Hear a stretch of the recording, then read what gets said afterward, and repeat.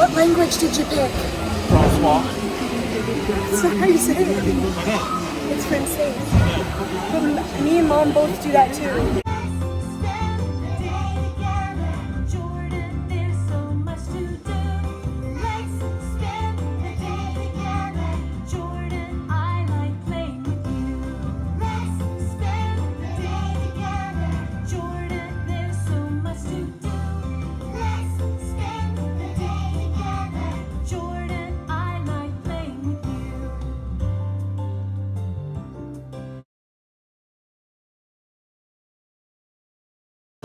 Today I'm here with my dad.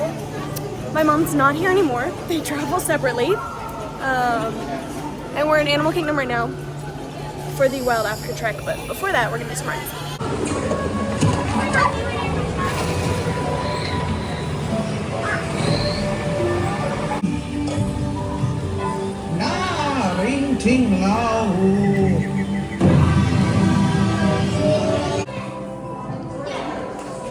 Now we're in line for Dinosaur. We got the front. Yeah.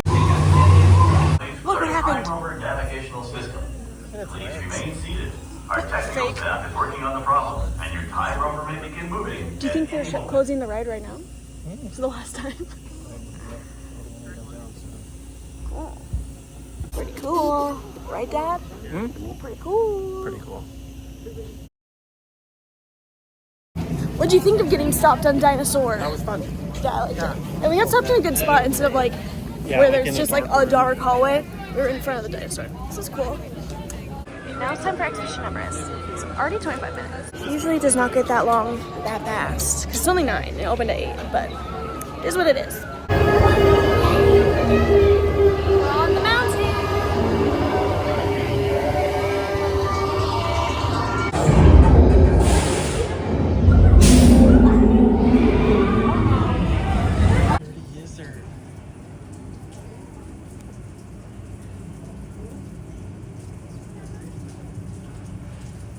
In the Maharaja Jungle Trek, because he hasn't seen. Wait, have you seen the baby tiger yet? No. I don't think so. Yeah, I think you were here, but he wasn't out yet. He's not that little anymore, but we're so busy.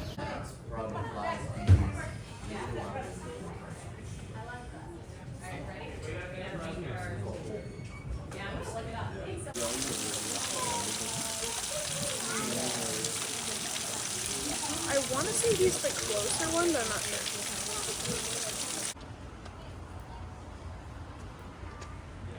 There's tracks in the mud. What do you think made those? One of those Yetis. For sure. Holy.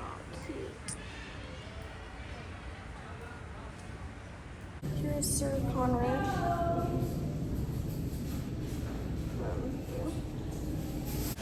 Okay, now we're heading to Africa to start the Wild Africa trek.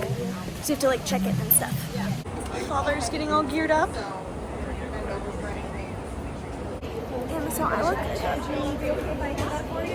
My earpiece and then that might fall off. Yeah, that and yeah. You'll get used to these.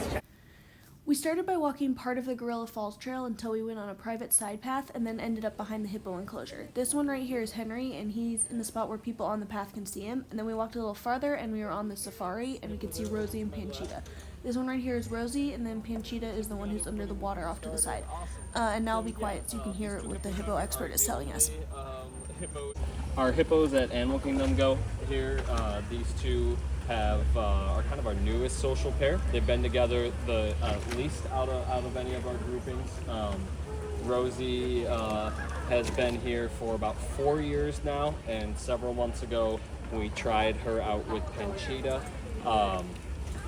They were both at different times in one of our bigger herds that we have. So we have 11 hippos total over there.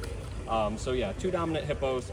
Took a while for them to kind of realize that and realize neither one of them is really the submissive hippo. So yeah, I think it took a little while for them to kind of click and everything. And then yeah, them spending a lot of their time next to each other sleeping is really a lot of progress.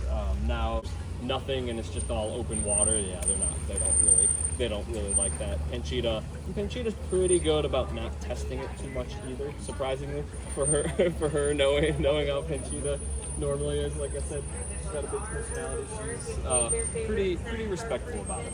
But yeah, they're still working on their relationship. But yeah, like I said, we're really happy with.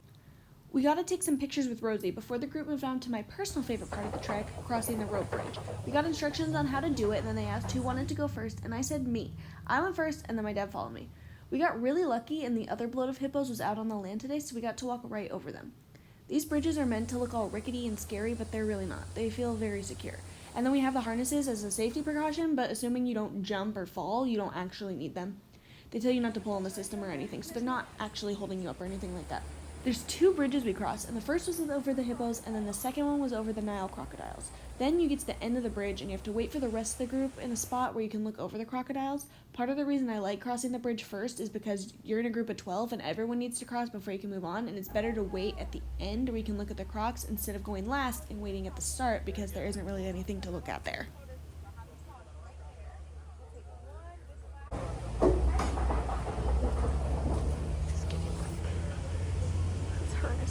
Not harnessed, it's getting unclipped from up here.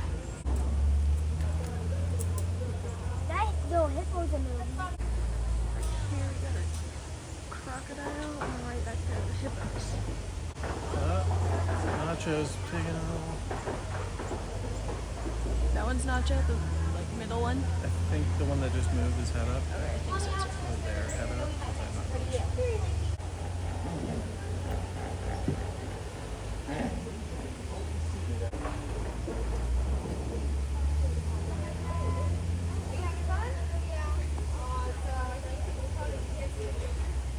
My dad and I got to watch both the crocodiles and the hippos for a while until everyone had crossed, and then we got to go out to get a closer view of the crocodiles. They had a croc expert there too, like they did with the hippos, but my audio didn't really pick up on that, so I'll just do a recap of what I remember. I think they have 5 crocodiles, and they're all boys. They do that because they don't want them making babies. All the crocodiles are ones that were here when the park originally opened, so they're all older than me. And then the smallest is around 600 pounds, and the biggest is around 900. I don't know which one this crocodile is specifically. And then they talked about some stuff I already knew about crocodiles just from coming to Animal Kingdom so much. They can't control their body temperature, so they use the sun and the water, which is what a lot of reptiles do because they're cold-blooded. And then they also open their mouths is another way to cool off their body and control their body temperature.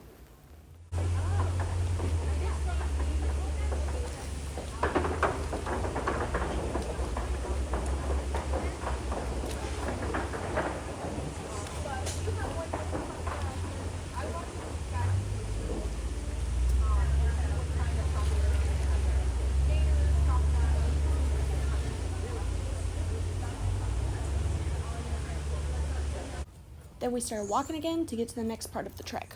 Now we're in our private safari truck, semi-private, it's the whole group. We started on the safari and there weren't too many animals out in the beginning. We saw some wildebeest, sable antelope, and zebra. But when we turned the corner, we found a spot with a few giraffes and we were able to stop there. This one close to us was a boy, and even if they hadn't told us that, you could tell.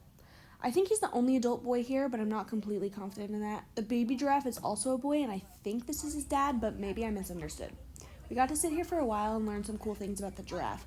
They have no top teeth, so you can see when he's eating, he can't really bite the leaves off that well, and that's just because he only has bottom teeth, and then the top is just his jawbone.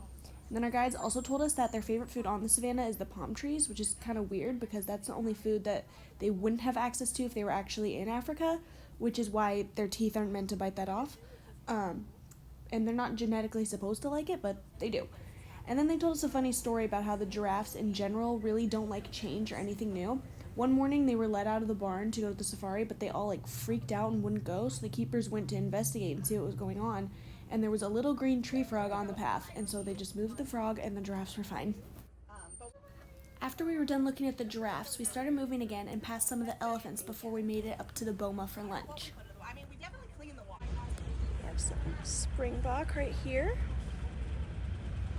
Some wildebeest, and their flamingos, and then She's hidden behind that tree, but I think that's Stella. She's African elf. Yeah, I'm gonna say I'm like 90% sure that's Stella.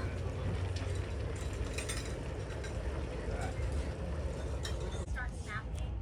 Once most people have their tiffins open, I'll start to go over what to decide. But like we kind of, we're gonna ask you to put your tiffins back together, but leave your bamboo spoon out. So don't tuck that bamboo spoon and leave.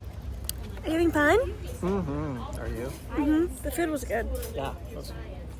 Look how pretty this guy is. Which guy? This guy? This guy. I said this guy. It's a very nice day. It's like they're chasing after that. They're right there since you're kind of in the shade. Oh, yeah, look at them. Scooch over just a little bit. I'll wait for this truck to drive by. I don't need. Look right through here. This looks like Donna, I'm gonna say. Leave him alone.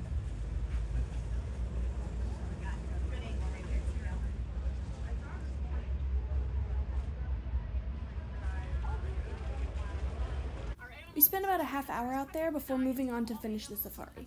We started by stopping at a nice spot by the cheetahs to learn a little about them. They're sort of hit or miss if you can see them, and if we're on the Kilimanjaro safari ride, we really wouldn't have gotten a great view because they're very skinny but also very lazy, so they spend most of the day laying down. All 5 cheetahs here are girls, for the same reason the crocodiles are boys. They don't want cheetah babies. These 3 here are triplet sisters, and then the 2 over here are also sisters. I don't know if they're twins or not, but it makes sense to me that they would be. And then we finished the safari with the lions, who are also triplets, 2 girls and a boy, and the rhinos. I think there's 6 here right now, and 5 of them are girls. I got to pet one the other day, but it was backstage, so there's no pictures of that. And then we passed an ostrich, the warthogs, and got another view of the rhinos. After that, our safari had come to an end. It was very fun, and it was a busy day, so it was nice being out of the crowds. Start to finish, this was a 3-hour excursion, and you go out in groups of 12 with 2 guides. This can be booked at midnight, the same day you can book your dining reservations. It sells out quickly as it's a unique tour and they can only take a maximum of 48 people per day. The flat fee for this is around $220 each, but I have an annual pass, so I got it for just under $200 each. My dad is not an annual pass holder, but since I was the one who bought this, my discount applied to my entire party. The trek also provided us with a meal, which was included in the price. The meal happens about 2 hours into the trek, regardless of what time you start. We booked the 10:15 trek, and part of that was for it to overlap with lunchtime. I have allergies to some tree nuts and some shellfish, so when booking I was able to say I had food allergies, and then they emailed me closer to the day of to clarify which meals needed the allergy accommodation. My meal was a bit modified, but my dad had the regular one. They're very diligent about food allergies at Disney, which is something I appreciate because even though my allergies are mild, some people's are not. All the videos I've included in this were taken by me, but all of the pictures were taken by one of our guides, and we got full access to them after the trek at no additional charge. The only downside that both my dad and I experienced is that we felt like there was a lot of waiting rather than experiencing during this, especially in the beginning, which wasn't something I felt the first time I did it. But overall, we both really liked this experience, and I'm glad we got to do it together. Picture taken in front of the tree, and then we're going to park up to Epcot. What was your favorite part? Oh, of the safari?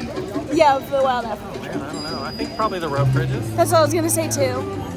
Yeah. We didn't do Flight of Passage because it's so busy today that I went to book our lighting lanes right when the window opened, but everyone at our resort hotel had taken it already. So we did not get Flight of Passage, and it's over 100 minutes long, so we're not going to wait.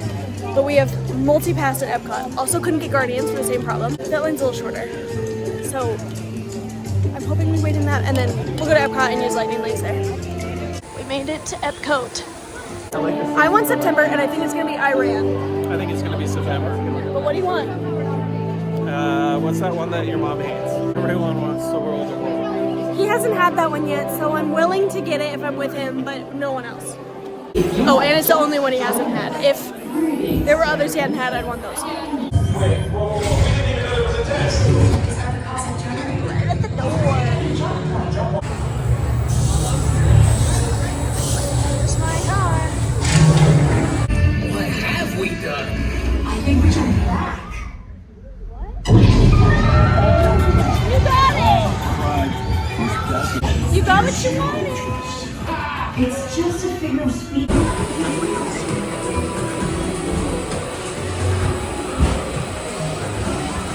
Now, Howard Ross is next back in some amazing new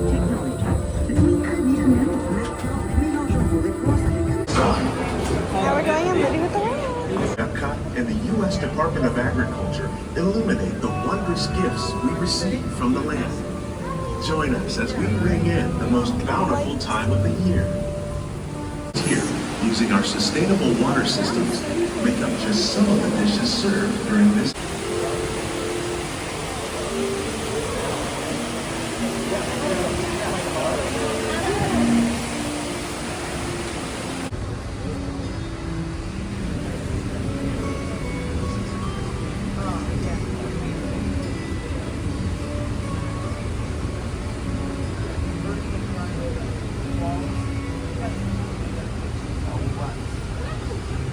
With these gifts, our plants can grow an abundance of festive vegetables. There's Epcot's tree. We're entering Mexico. This is where we're gonna try and eat next.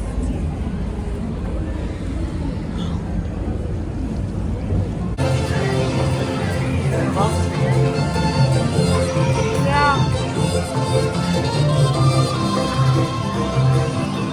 We sing and we samba, we shout. It means ay caramba, muy this. I don't know.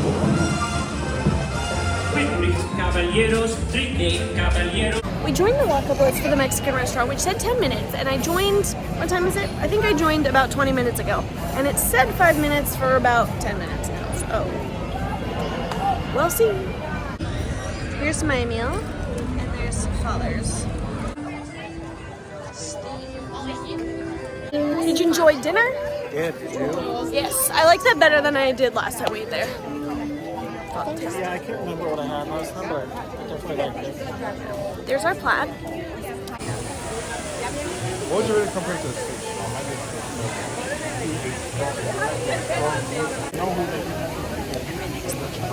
We finally made it on. I think it was like 75 minutes.